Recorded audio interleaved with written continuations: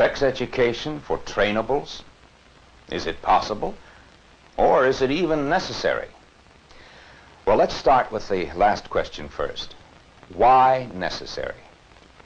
Well, we must teach those with serious disabilities that hinder their learning to live as successfully as possible with other people. Now, this includes their sexual behavior. But rather than teach, which is somewhat difficult, it becomes a training situation with as much explanation as they can absorb. And is it possible?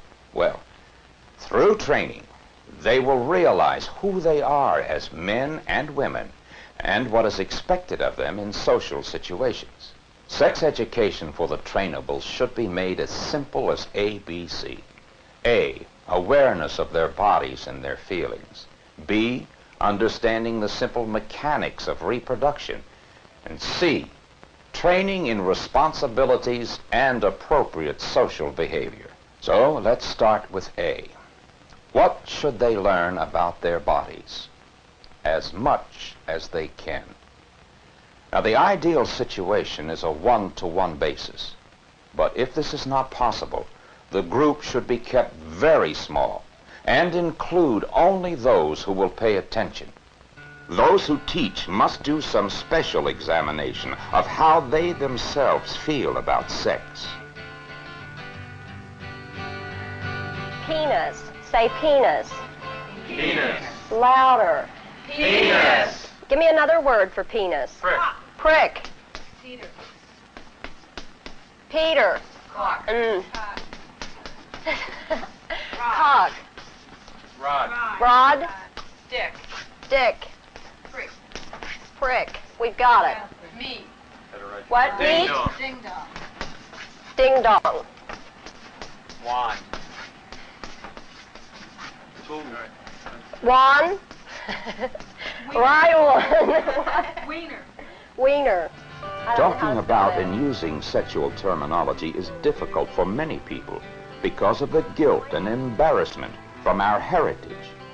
Okay, let's all say them, okay? Prick. Prick. Peter.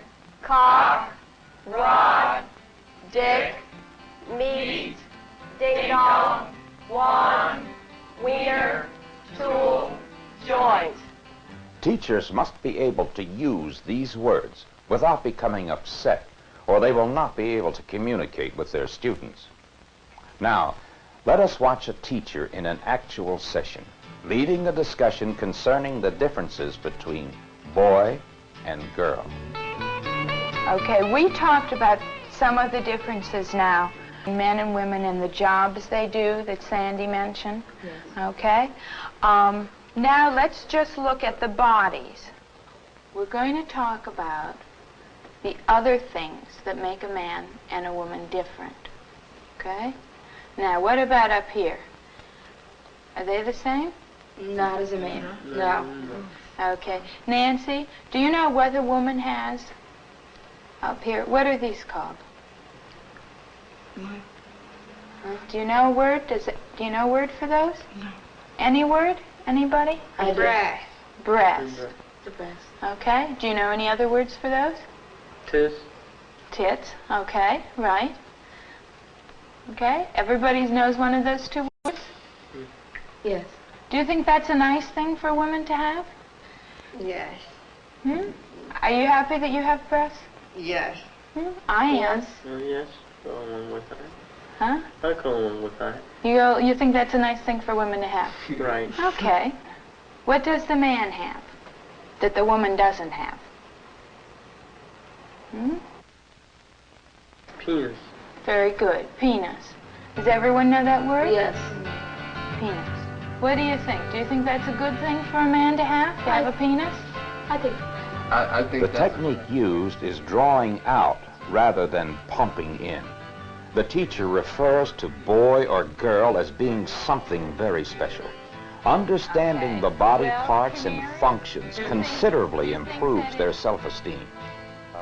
Taking the time to answer a question directly and fully on an individual basis is an effective way of teaching.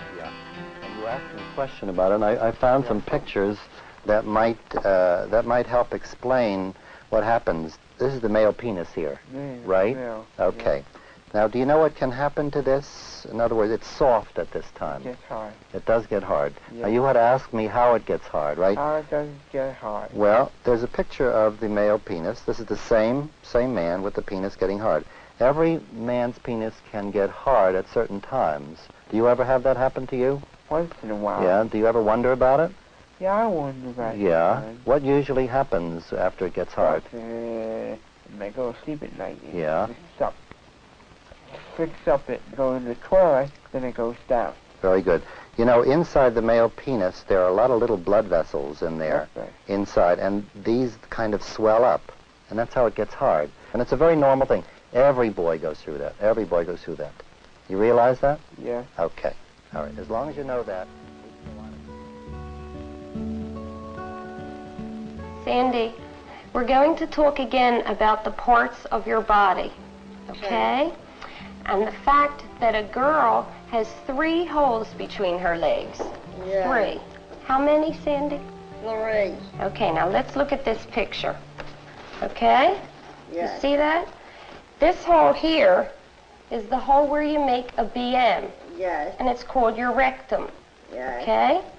And this hole here is the hole from which you pee when you go to the bathroom or urinate. Yes. What else would you use it for? Well, that's just used to urinate. No, it's not. It's used to menstruate, too. No, that's another hole, and we'll talk about that, because there's 3 holes here. Now, you show me what I showed you. Yeah. This is when it says, this is when you menstruate. No, this is the hole you pee from. Yes. This is the hole you make a BM from. Yes. And this hole in between the 2, Yes. that's called your vagina. Yes. And that's the hole from which you menstruate. Yes. Now, Have you them show it repeat, to me. if possible, to show that the lesson is being understood. And then, a few days or a week later, review the exercise to check on the progress. As a first step in understanding reproduction, we need to prepare trainables for the emotional and physical changes in their bodies. Children need this information before they reach puberty.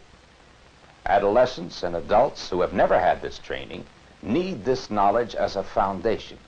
For instance, a girl with a serious learning handicap who has been introduced to the experience of menstruation will be able to accept her first period without trauma.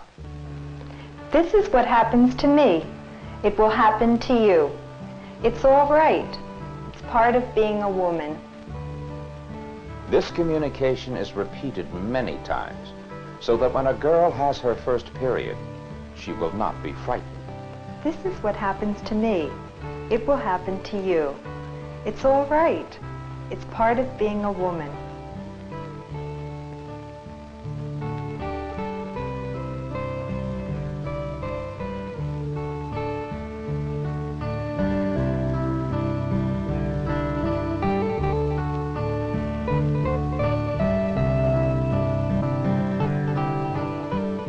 Acting out the steps through the method of pantomime enables the girl to know whom to tell and how to care for herself when her period begins. Hey, Frank. How come you haven't gotten up yet? I'm wet and sticky. Oh. When did that happen? Did it happen during the night? Or did it just happen now? Do you know? No. Well, if you're sticky, maybe it was a wet dream. Do you know what a wet dream is? No. Well, you know, how old are you now? You must be about,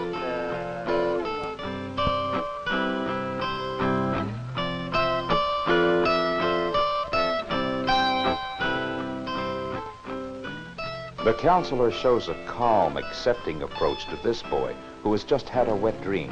There is no scolding or recrimination.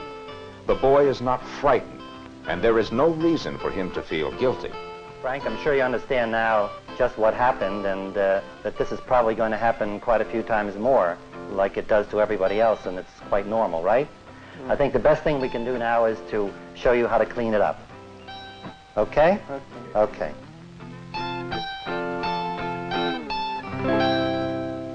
Now we come to a very important section, one that everyone dreads, or is embarrassed by, or tries to avoid completely the simple mechanics of reproduction, or sex, or screwing, or whatever you want to call it. This is a pillow, and the lady's lying down. Sandy? Yes. Is the lady lying down on her back? Yes. Okay. And the man's lying down on top of her? Yes. Right? Okay. And they're having sex? Yes. Right? And sex is a way that a man and woman start a baby. His penis gets hard, see? Yes. Okay, it gets hard and it sticks out from his body. Yeah. And that's when the man puts his penis, okay, Yeah. into the hole that the lady has between her legs. Yeah. Okay? Now see? That's what he's doing. He's putting the penis into the hole between her legs. The girls are not confused by the introduction of different positions or moralizations. That's how the lady gets pregnant. If the retardate can understand sexual intercourse, future sessions could include related responsibilities, such as appropriate times and places, and the purpose of birth control. Many people believe that important elements of sex education are social behavior and responsibilities. Social acceptability involves being comfortable with one's own sexuality.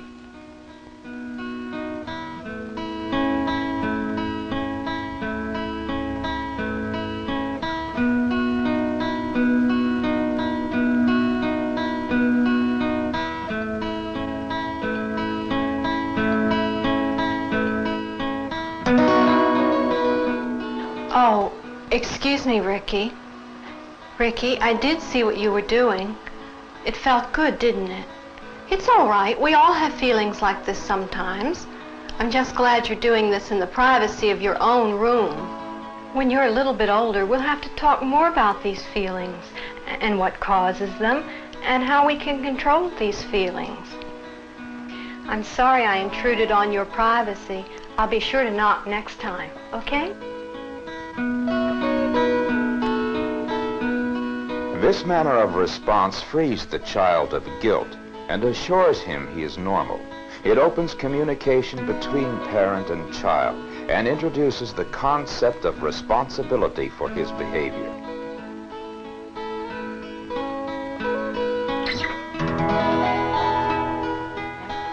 All right. Okay. What are you making? A rabbit. That's nice. That's nice. You really use nice colors. Thank you. And what are you making? Can you tell me what you're making? 1, 2. Oh, that's nice. Okay, everybody's drawing a nice picture. How are you doing, Sandy? Okay, Sandy, what are you doing? Okay, you stop and finish your picture, okay? All right? Finish your snowman. You're going to hang your picture in the art contest? Yes. Oh, okay. And what's that again? Snowman. You want to make another one? If a trainable does not respond to verbal admonition for masturbating in front of others, she is removed from the group. This is repeated as many times as necessary until she realizes this is not acceptable social behavior. If they cannot be made to understand through this method, they may need special help. Well, here we are going out to lunch. What are you going to have for lunch, Carol? I thought I'd have... Billy! Hey! This is my old friend Billy. This is my sister Carol. Improvisation is another method used to teach trainables social skills. So where are you going? Here, two people are learning how to greet each other. The same method can be used to train them how to give and take affection appropriately. Say, since Billy's alone, do you want to invite him to have lunch with us? You do? Okay. Why don't you come along with us and have some lunch, Billy? Okay. Okay. We were going this way.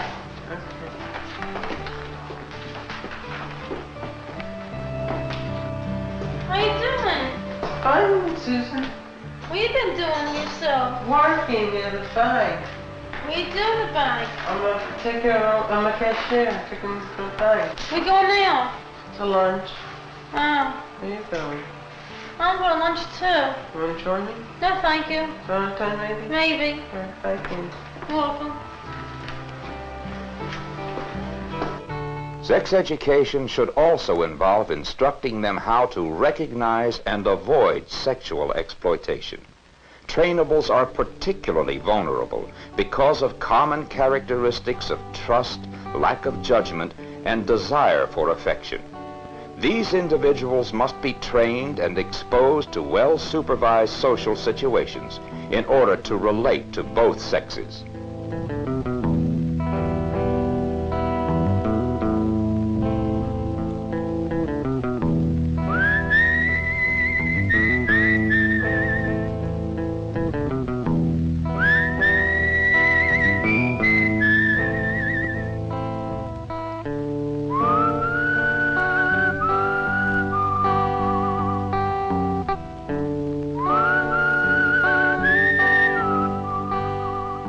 Can you teach values or sexual morality to a trainable?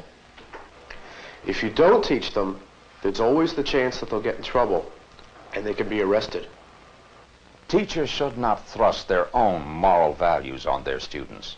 There are too many conflicting moral systems today. This is the responsibility of the family, if available. However, it is the teacher's duty to enlighten their students on the commonly accepted standards of sexual behavior. No one should use the body of an unwilling partner for their own pleasure. Unprotected and unplanned sexual intercourse is wrong, and no one need allow anyone to touch their bodies if they do not want them to. We may not always succeed in reaching the trainables. We must always try.